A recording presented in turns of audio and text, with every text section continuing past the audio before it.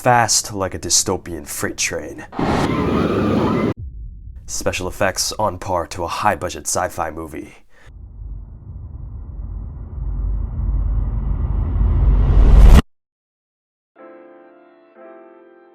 "27 operating coasters across 6 parks as of January 2025. Some of them are incredibly good.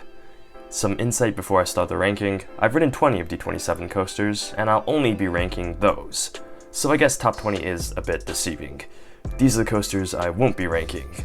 Alright, number 20. Trolls Troller Coaster, Universal Studios, Florida. Okay, so the first couple coasters on this list are, well, slightly on the tamer side. They're kiddie coasters. I mean, I could go on and compare it to Flying Dinosaur, but I've critiqued attractions made for children an uncomfortable amount of times on this channel already, so moving on. Number 19, 18, and 17 are a 3-way tie for the Flight of the Hippogriff clones, an average kiddie coaster with a line that's always way too long. Bruh. I know like the whole premise of theme parks is like family fun, but I say just leave your kids in the parking lot gutter and go marathon Flying Dinosaur to really get your money's worth. Number 16. Pteranodon Flyers, Islands of Adventure. Now we're starting to get into some of the more enjoyable coasters, if you're sped. I usually enjoy this ride, when I get the opportunity to ride it. You see, it's quite a rare credit as guests over 56 inches cannot ride it unless accompanying a child. Number 15. Puss in Boots Giant Journey, Universal Studios, Singapore. I love the Shrek land at Universal Singapore. I personally think it's completely superior to any existing Disney princess's castle, but the coaster itself is a super simple family coaster. Credit where credit is due though, it is extremely well themed on ride and in the queue. Number 14. Space Fantasy, Universal Studios, Japan. A+ for originality. What a strange and trippy ride. I've only ridden it once and it made me sick, so that obviously negatively affected my ride experience, but a must do for anyone who likes strange coasters. The main theme of the ride revolves around this fairy lady asking for your stardust. I've got a friend who likes this coaster a little bit too much. Of course now it went commercial and it's themed to this BS half the time, which adds like 100 minutes to the wait time, so you'll probably have a worse ride experience than me. Number 13. Battlestar Galactica Human, Universal Studios, Singapore. This thing is sick. I have no real complaints on this one.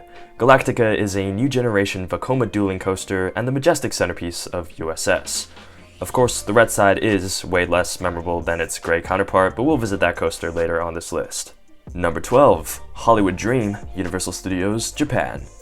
Arguably the centerpiece of USJ, but far from their best. I find Hollywood Dream and Human to be quite similar. Both are as smooth as ice, but feel as if they're way tamer than they should be. Hollywood is fun enough, but unless you're in the very back, the drop is alright, and the rest is pretty forgettable. It does have an upwards helix, but those are quite inferior to downwards helixes in my opinion. Hollywood is the longer ride experience though out of the two, which will give it the upper hand. Number 11. Hollywood Dream Backdrop, Universal Studios, Japan. A coaster I'm only counting as a credit because a top 20 sounds way better than a top 19. It's the same thing as Hollywood Dream, but backwards. I've ridden Backdrop 3 times, and the one ride where I was in the back, or I guess the front, was extremely solid. I experienced the rare sensation of backwards airtime, which was epic. But if you aren't in the very back, it turns out, backwards forwards, a forceless coaster is still forceless. Okay, dramatic pause for the top 10. Unlike the previous rides, the rest of the rides on this list I refer to as classics, rides I get genuinely excited for to ride. Starting off with number 10, Hollywood Rip Ride Rocket, Universal Studios, Florida. Man, if this thing is on the top 10, they need better coasters. But no, I genuinely like this coaster. There's no way for you to prepare for what I'm gonna say, but still brace yourself. I enjoy the mid-course brake runs. They divide the ride experience and make the attraction feel more whole. I don't get the sense of them taking away from the ride's pacing. In fact, I would argue it has the opposite effect. Number 9. Escape from Gringotts, Universal Studios, Florida. A coaster that is essentially nothing without its theming, but with it an extremely compelling and enjoyable experience. This is truly a matter of how much you value theming, and I guess how much you care about this guy. I value good theming, and Universal did not cheap out on this ride in that regard. Of course, it's a little bit more tame than it could have been, but it still earns its spot with the big boys. Number 8, 7, and 6 are a 3-way tie between the 3 Revenge of the Mummy coasters. While all three rides have slight variations, they all succeed at being incredibly awesome. If Gringotts is good, Mummy is great. The ride is Escape from Gringotts, but a cooler theme, and with actually thrilling elements. So in other words, just way better in every way. The coasters all have really good launches, by far the best fire effect I've ever seen, and it's also funny. Not corny like me, but genuinely funny. Like, come on man, over 20 years old, yet still holds the bar for how a dark coaster should be executed. Number 5, Battlestar Galactica Cylon, Universal Studios Singapore. The grey side of the majestic dueling coaster. The biggest surprise I had at Universal Studios Singapore was just how stellar Cylon was. Cylon is a new generation Vekoma invert with a launch instead of a lift hill, solid airtime on the drop, and a whole bunch of fun elements. Unlike some inverts, which just pack everything in one big blur, I felt like there was just enough spacing between each element for me to fully process and enjoy every part, which I liked. That made it possible for me to marathon it like a madman at night, with all the other spoiled children keeping their parents waiting.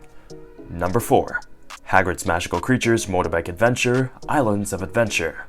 Harry Potter is back! Maybe the greatest family coaster in the world. There was a time I would rank this ahead of number 3 and number 2.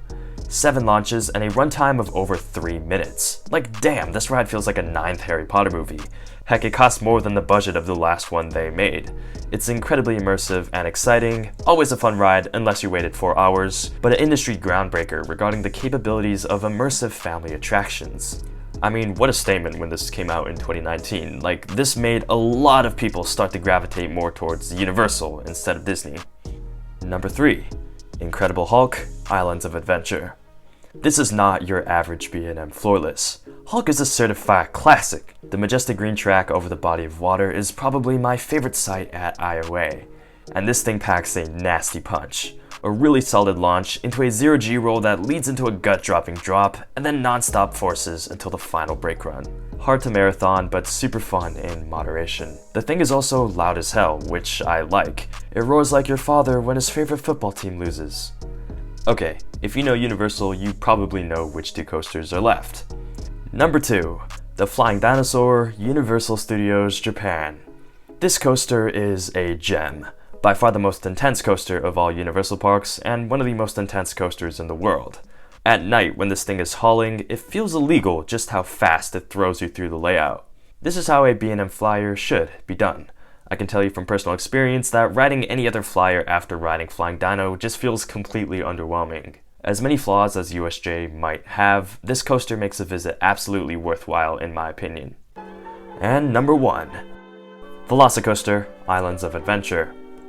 Velocicoaster may not pull as many G-forces as some of the others, or have as many launches, but it is fun beyond compare. It's really if Hagrid's and Flying Dinosaur became one, meaning it's extremely thrilling while also having an extremely engaging storyline. A heart-pounding way the ride makes you feel its presence is by having every element on the ride get slightly more and more intense in sequence all the way until the second launch, where at that point you're just dying to feel the LSMs boost you out of that tunnel and up the 150-foot top hat high above Orlando. And the rest of the ride is just pure bliss. This climactic sequencing leaves almost every rider in a state of euphoria and fiending to ride again. Universal and Intamin together form the quintessential masterpiece that every coaster fan should have on their bucket list. Oh man, how can you not be romantic about coasters? Their top 5 is pretty sensational, and it's only getting better as more and more coasters prepare to open. Thank you for watching, and as much as I shit-talked in this video, I am truly grateful to have had the opportunities to visit these parks. Feel free to hit that like button if you sometimes touch your homie's toes, or if you enjoyed the video. And check out this video where I rank all of the Universal theme parks instead of just the coasters, right there on the left side of the screen.